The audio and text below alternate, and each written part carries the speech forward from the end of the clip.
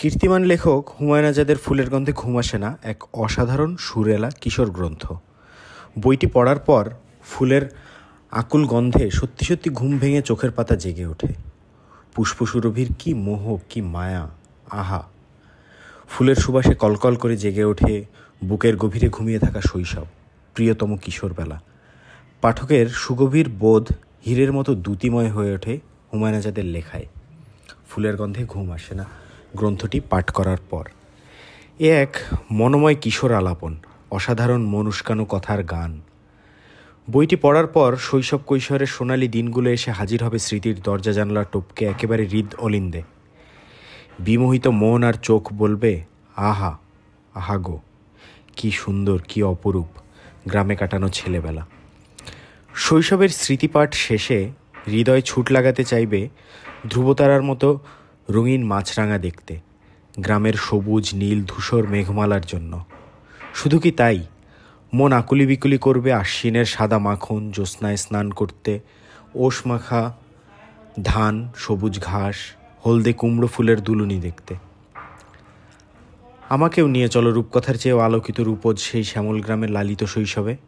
বইটা পড়ে কতবার যে এই কাতর স্বগতোক্তি করেছি, কতবার প্রাণের আবেগে আহা আহা মুগ্ধতায় নত হয়েছি। ফুলের গন্ধে ঘুম আসে না অপূর্ব গীতল সৃষ্টিধারার মতো ঝরে পড়া বর্ণমালার সুর।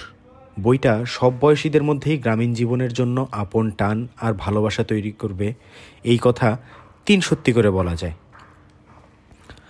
1985 সালের নভেম্বরে প্রকাশিত হয় হুমায়ুন আজাদের লেখা ফুলের গন্ধে ঘুম আসে না, শিশু কিশোর সাহিত্য নির্ভর গ্রন্থটি। তবে এই বইটিতে এমন একটি মোহ আছে, যে কোনো বয়সীরাই বইটা পড়ার পরও বুকে বইটা জড়িয়ে রাখবে।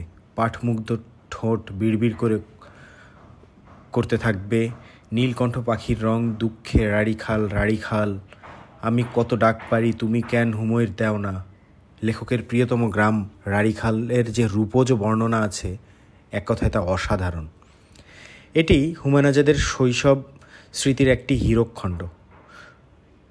17টি শিরোনামে লেখক তার প্রিয় গ্রাম রাড়িখালে কাটানো অপরূপ সোনালি দিনগুলোর স্মৃতিচারণ করেছেন তার বড় মেয়ে মৌলিকে উদ্দেশ্য করে। লেখার প্রদীপ জ্বাললেও মূলত এই কথাগুলো শহুরের শিশু কিশোরদের উদ্দেশ্যে বলা, যেই শিশুরা গ্রামকে দেখে টেলিভিশনের পর্দায়, ছবির বইয়ে, এখন যেটা ফেসবুকে অথবা ইউটিউবে অথবা ট্রেনের জানালা থেকে।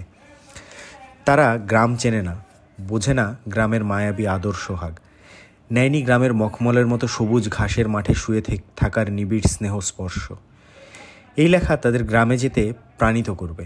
বইটি পড়লেই বোঝা যায় গ্রাম আর শহরের মাঝখানে আকাশ আকাশ ব্যবধান। কি উদারতা, কি সবুজ, কি মানুষের মমতায় জড়াজড়িতে। ফুলের গন্ধ মূলত এই অংশেই গ্রামীণ রূপ অতুলর হয়ে ফুটে উঠেছে। রাড়িখাল গায়ে শাপলা ফোটে, চাঁদ ওঠে সাদা বেলুনের মতো, মাঠের ধানি সবুজ ঘাসে হলদে কুমড়ো ফুল শুয়ে থাকে আর লুটোপুটি খায় চরাচর জুড়ে আশ্বিনের সাদা মাখন জ্যোৎস্না। এখানে পুকুরের নুয়ে থাকা আকাশে ঝাঁপিয়ে পড়ে ধ্রুবতারার মতো মাছরাঙা। একটি নড়বড়ে সাঁকোতে দাঁড়িয়ে কালো জল দেখাও যে কত শান্তির। শিশির আর কুয়াশায় মাখামাখি কচুরির ফুল কি অপরূপ। পুকুর পাড়ে ম করে গোড়া লেবুর গন্ধ, পাড়ে থোকায় থোকায় জোনাক জলে, সেই কবিতার মতো। পুকুর পাড়ে নেবুর তলে থোকায় থোকায় জোনাক জলে, ফুলের গন্ধে ঘুম আসে না। মূলত লেখক তার বইটির নাম করেছেন কবি যতীন্দ্রমোহন বাগচির কাজলা দিদির কবিতার লাইন থেকেই। এখানেই শেষ নয়, এ তো সবে শুরু। লেখকের কাছে পৃথিবীর সেরা দৃশ্য হলো পুকুরে সাদা সরপুটির লাফ। শীতে মায়ের হাতে তৈরি হয় শীতের পিঠে, মাটির চুলোতে জ্বলতে থাকা আগুনের অপরূপ লাল যেন লাখ লাখ গোলাপ। মাঠের পর মাঠ হলদে সর্ষে ফুলের দিগন্তের সাথে মিশে যাওয়ার দৃশ্য দেখলে মনে হয় একটা হলুদ মহাসাগর। কি হৃদহরা বর্ণনা। পুকুরে প্রদীপ জ্বলে, রাড়িখালের পুকুরে সারাক্ষণ জলের নূপুর বাজায়, যেখানে জলে হলুদ বেগুনি পাপড়ির ঝাড়বাতি। লেখকের কাছে কচুরি ফুল হলো পৃথিবীর সবচেয়ে সুন্দর এবং আলোকিত ফুল। এই ঝাড়লণ্ঠন আলোকিত করে পুকুরের চারিপাশ। বাড়ির কাছে আড়িয়াল বিল, তার উঁচু ভিটায় শীতে বোনা হয় নানান রকমের রবি শস্য, লাউ, কুমড়া, টমেটো, মরিচ। আর লাউডগা ভিটে পেরিয়ে তার হাত বাড়িয়ে ছুঁয়ে দিতে চায় দিগন্ত।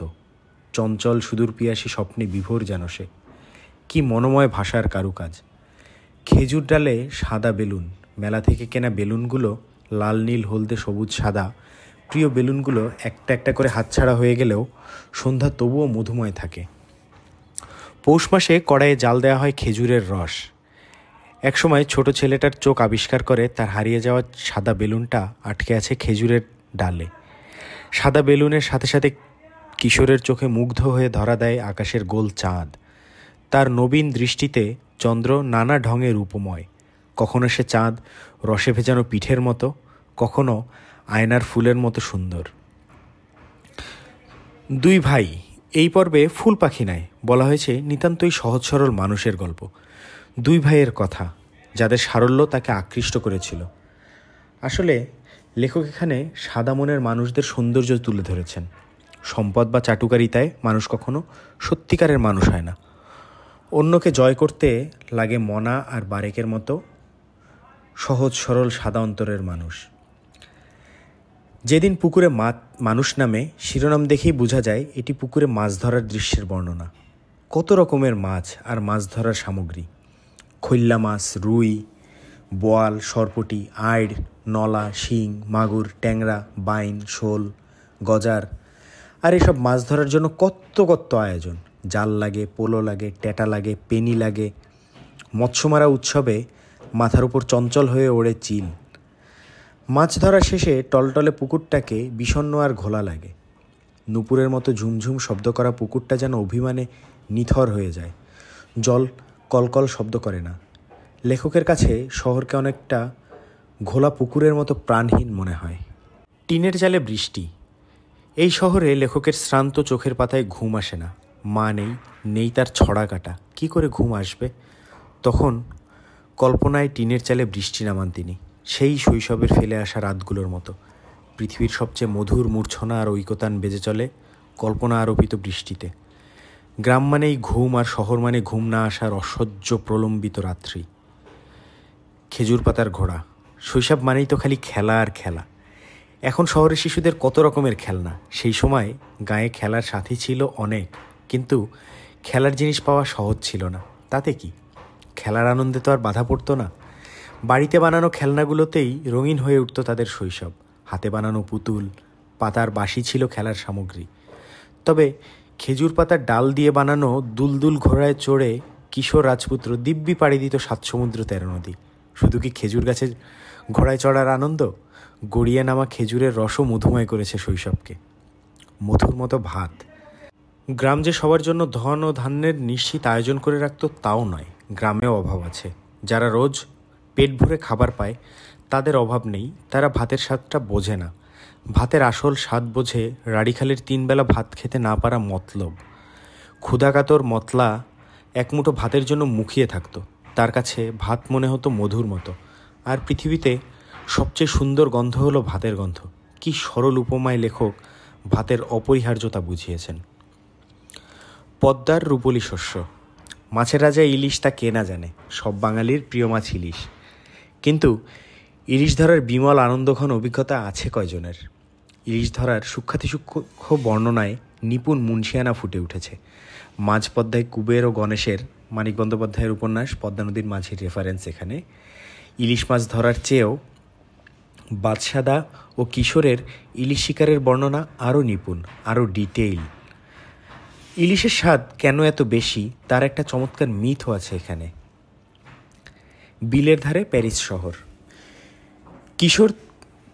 কিশোর চোখে থাকে দেখার অপার বিস্ময়। প্রতিটি নতুন সৌন্দর্য তার কাছে মহান হয়ে ওঠে। এই জন্য এক ঝাঁক নবীন কিশোরের চোখে যদুবাবুর বিশাল সুন্দর দালান বাড়িটাকে মনে হলো এটাই মনে হয় প্যারিস শহর। এখানেই ওরা গোলাপ ফুল দেখলো পুকুরের রঙিন মাছ, পেদলের বিরাট ঘণ্টা, বিশাল বৃক্ষ। এত সুন্দর শহরের মতো বাড়িটাকে তারা প্যারিস শহর ভাবল। আহা, শৈশব কৈশোরের দৃষ্টি কি সুন্দর, মধুর ঘোরমাখা স্বপ্নের কাজল আঁকা। দুপুরের দীর্ঘশ্বাস। ছোট ছোট হৃদয় খুব সহজে বড় দুঃখকে ছুঁয়ে ফেলে। তাই তো ভাগ্যকুলে যাওয়া আসার পথে নন্দবাবুর নন্দলাল বাবুর জলধি কুটিরের দেয়ালে খোদাই করা একটি শোকের কবিতা বেদনা বিধুর করে তুলত কিশোরের বুক। যেই শোকবার্তায় ছিল জলধি নামের এক অপরূপ তরুণের অকাল মৃত্যুর কথা। ছোট্ট বুক অদেখা সেই তরুণের জন্য টলমল করত।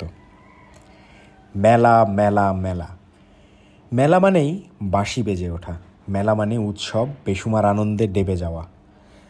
মেলা মানেই হাওয়াই মিঠাই, চরকি চড়া, সার্কাস, জাদু দেখা, যাত্রা দেখা, সব বিমল আনন্দের জড়াজড়িই হলো মেলা। মেলায় খেলা দেখে, জাদু দেখে, সার্কাস দেখে, যাত্রা দেখে দুহাতে আনন্দ কুড়িয়ে নেওয়া যায় খুশি মতো। মেলা থেকে হরেক আনন্দ কুড়িয়ে বাড়ি ফেরত কিশোর কল্পনায় কখনো হয়ে ওঠে ত্রিফলা খেলোয়াড়, কখনো তরুণ যুবরাজ, কখনো বা জাদুকর।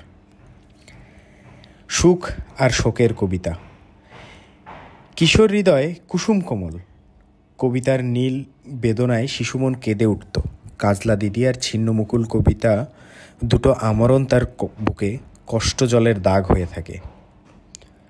ওই বাড়িটা কার? নানা গাছগাছালি ভরা বাড়িটা কার শিশুমন তা জানতে উৎসুক। বাবাকে জিজ্ঞেস করে জানা যায় এই বাড়ি জগৎ বিখ্যাত বিজ্ঞানী জগদীশচন্দ্র বসুর জন্মস্থান। রাড়িখালের এই বৃক্ষশোভিত বাড়িতে তিনি জন্ম নিয়েছিলেন বলে চিরকাল গর্ব করবে রাড়িখালের মানুষ। সবচেয়ে যে ছোট পিঁড়িখানি, দুঃখে বুকটা ফালি ফালি হয়ে যায় সবচেয়ে ছোট পিঁড়িটায় বসত যেই শিশু তার জন্য। কেন? কারণ ছোট্ট পিঁড়িতে বসার ছোট্ট মানুষটা এখন যে সুদূর আসমানের তারা হয়ে গেছে। গ্রামে তখন কলেরার মহামারী লাগলে কোনো চিকিৎসা ছিল না। কলেরা না বলে লোকজন বলতো ওলা ওঠা বিবি আসছে। গ্রামকে গ্রাম কলেরায় উজাড় হয়ে যেত। কিশোরের ছোট ভাই আবুল কালাম আজাদ মাত্র 3 বছর বয়সে বিনা চিকিৎসায় মারা যায়। ভাই হারানোর কষ্টে হৃদয় শূন্য হয়ে যায়। চোখের তারা করে রাখে ভাই ভাইকে। গ্রামের মৃত্যু, এরপর আরও মৃত্যু। গ্রাম মরে যেতে থাকে প্রিয় রাড়িখাল। চাঁদের মতো রূপসী গ্রামের চোখ বসে যায়। গোলগাল তাজা গা নেতিয়ে পড়ে। উঁচু করা হয় সড়ক, কিন্তু এই উচ্চতা টপকে বর্ষাতেও পদ্মার নয়া পানি ঢুকতে পারে না গ্রামে। পদ্মার পলি পায় না গ্রামের জমি। খাল শুকিয়ে যায়, ধীরে ধীরে গ্রাম মরতে থাকে। ধ্রুবতারার মতো মাছরাঙা ঝাঁপিয়ে পড়ে না পুকুরে। ঝাঁক বেঁধে পুকুরে আসে না রঙিন পুঁটি মাছের দল। গরু ঘাস পায় না, দুধ নাই, সবরিকলা নাই। গ্রাম মরে যাচ্ছে, থাকে দুঃখ, থাকে ক্ষোভ। আমি ডাক পারি, রাড়িখালকে ডাকলেও সে আর উত্তর দেয় না। প্রাণের সব ভালোবাসায় উপুড় করে আকুল গলায় লেখক রাড়িখালের কাছে জানতে চান, বাউন্না ফুলের সাদা অয় ফাগুনে আর চৈত মাস, ইজলের রাঙা ফুল ভাসা যায় মাঘের পানিতে। আমি কত ডাক পারি, তুমি কেন হুমুর দাও না। আহা গো কি আকুতি। স্মৃতি উস্কে দেওয়া এই বই আবেগ আপ্লুত করবে পাঠককে। স্মৃতি ভেজা ফুলের গন্ধে ঘুম আসে না। শিশু মনে গ্রামকে ভালোবাসার বীজ মন্ত্র এই বই। শিশু কিশোররা গ্রামকে যদি বইয়ের ছবি হিসেবেই দেখবে না এই বই পড়ার পরে, গ্রামের হৃৎপিণ্ড ঘাসের নরম মখমলে শুয়ে গড়াগড়ি দেওয়া ধ্রুবতারার মতো রঙিন মাছরাঙার উড়াল দেখে আসবে। গ্রামের উদার বিস্তৃত আসমানে নানা রঙের চাঁদ ওঠা দেখে আসবে। হৃদয়ের গভীর অতলে লিখে রাখবে নিজ নিজ প্রিয় গায়ের নামটি। ধন্যবাদ সবাইকে।